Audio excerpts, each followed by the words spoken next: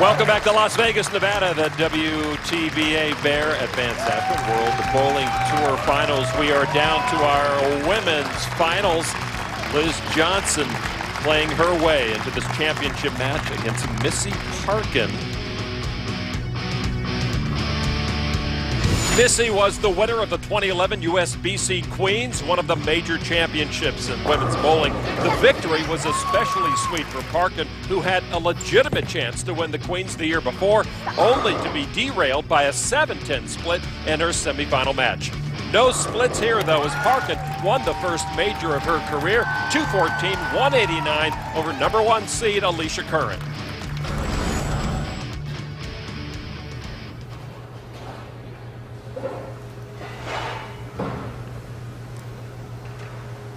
From Southern California, breakthrough win at the USBC Queens 2011. Parkin's first ball of the championship match. She leaves the 10-pin.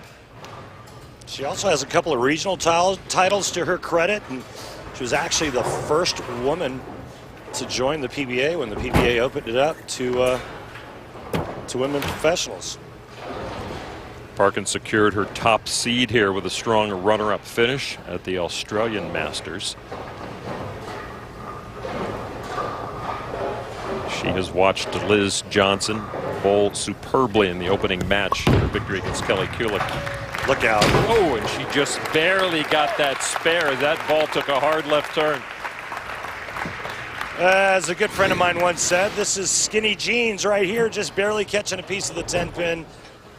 But no harm, no foul. That extra layer of lacquer on that 10-pin gave her that spare. And now Liz Johnson coming off a 267-260 win in the semifinals. Opening on the right lane. A little high, and that's trouble. Whoa. Right lane is broken down. She didn't get any practice after her last match and did not see this coming at all.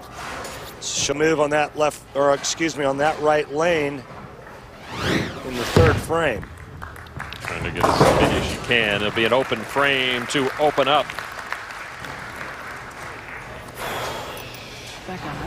So you see Parkin, the top points getter on the WPT list. Carolyn Doran Ballard finished 4th. She was the defending champion. The Honey Badger.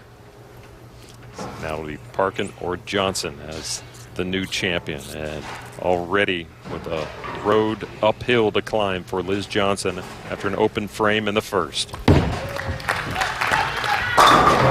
now she comes through with the strike on the left side. Not to make excuses for her, but we did mention the broken toe that Liz Johnson suffered on her left foot, the big toe, the sliding foot, just 1 week ago. And she felt fine in the opening match. So we call that the Sergeant Hulka, the big toe. The big toe, right? Yeah, that's the Hulka, Sergeant Hulka. Now Missy Parkin working on a spare. Come on. Yes. Nice She shot. cleans him up nicely. Well, you know, this WPT has allowed Missy Parkin to travel the globe, something she makes sure she takes full advantage of. I think bowling-wise, it's not that different, except in some of the Asian countries, they have a little bit different customs, so you have to be aware of that. However, bowling-wise, it's all the same, really. You're just competing against yourself in the lanes. But I like the opportunity to get out and travel. I think that's a lot of fun, and I've made a point to, at all these international tournaments, to at least go one day and go sightseeing. Like I got to ride an elephant in Thailand and, you know, do some crazy stuff, go out in Sydney, and it was fun.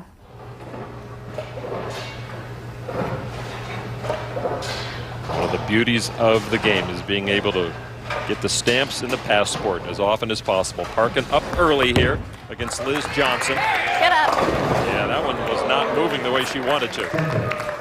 A couple of nice breaks early on for Missy. She barely converts the 10-pin in the first frame, and here she actually trips out the 2-8, only leaving the 10-pin. Watch this. See that great style, great balance and form there at the foul line, but this ball did not get up. Watch it skidding down the lane, and 2-8 goes late, only leaving the 10.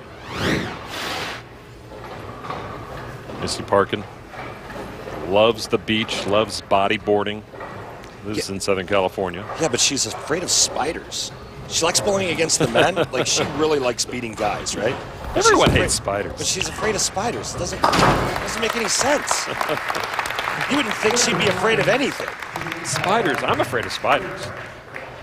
Really? I'm sorry to bring that on you so early in my career with you, but yeah. You probably shouldn't have told me that. All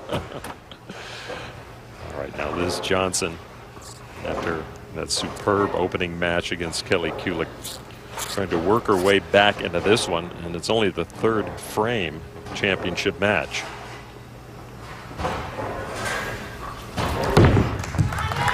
Yeah, she is having trouble right now deciphering the lanes. Well, just the right lane. She went high in the first strike frame. on the left, yep. She went high in the first frame. She made an adjustment there. That ball went high. So now there's some internal gears starting to turn, trying to figure out the right lane, especially after coming off of a 267 game. 2001 Players Champion. Look out. Oh, she didn't like that. Oh, she got him off. She didn't like the release.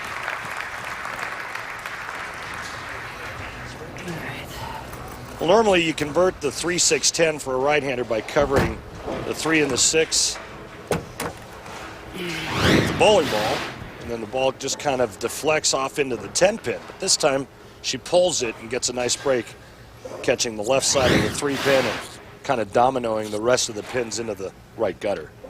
Johnson having to feel fortunate picking up that spare now on the left side where she struck before. And there she has the same problem on this side, leaving a split. So the hold that she had the first game is gone. Every time she gets the ball just a hair left of target or when she gets it going too straight up the lane, it hooks high like that shot did right there. An unhappy Liz Johnson in danger here of opening for a second time. Has to be content with just one pin and another open frame in the fourth. She's going to have to make some kind of big-time adjustment, whether it's a ball change. The shot that she had in the first match against Kelly Kulick is gone. Now Missy Parkin trying to keep the heat on. She's working on a spare.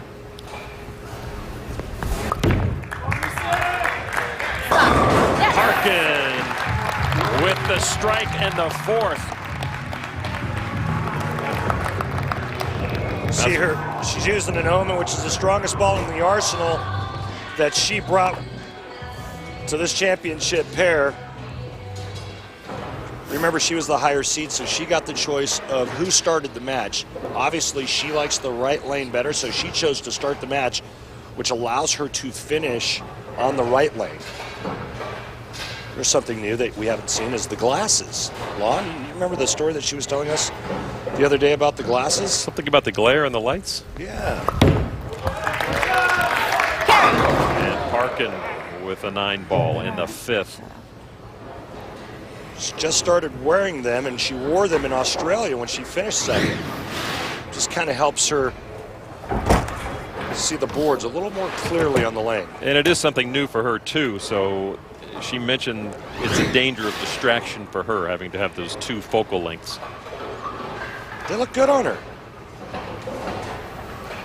Missy Parkin may not need the advantage of closing on the right lane because she is running away with this match early against Liz Johnson, who's finding trouble. All right, spare. She likes that, walks away with another spare. And Missy's family, of course, here, lane side. Drew, always nearby, great supporter of Missy Parkin.